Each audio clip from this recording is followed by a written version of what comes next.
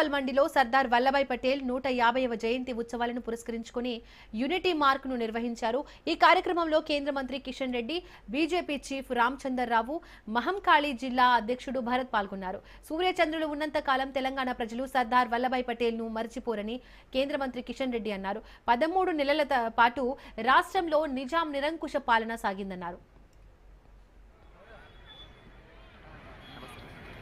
ముందుగా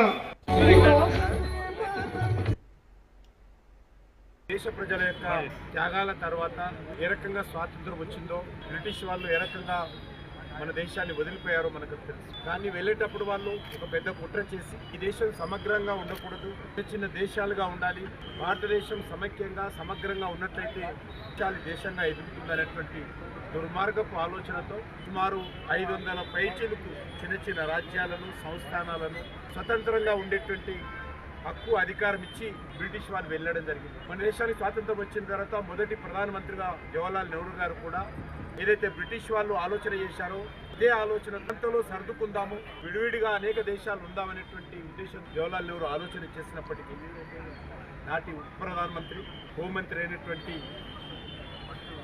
సర్దార్ వల్లభాయ్ పటేల్ ఎట్టి పరిస్థితుల్లో బ్రిటిష్ వాళ్ళ యొక్క కుట్రలను మనం ఎదుర్కొని ఈ దేశమంతా సమైక్యంగా ఉండాలి, సమగ్రంగా ఉండాలి, భారతీయులందరూ ఐక్యమత్యంతో ఉండాలి, భారతీయులందరూ ఏకం కావాలి, భారతదేశం ప్రపంచ చిత్రపటంలో ఒక ప్రత్యేకమైనటువంటి గౌరవం ఉండాలనేటువంటి ఆలోచనతో సర్దార్ వల్లభాయ్ పటేల్ 500 సంస్థానాలను విలీనం చేయడమే కాకుండా ఎదురు తిరిగినటువంటి నిజాం లాంటి హైదరాబాద్ సంస్థానం మీద యుద్ధం ప్రకటించినటువంటి మహోన్నతమైనటువంటి పోరాట యోధుడు సర్దార్ వల్లభాయ్ పటేల్।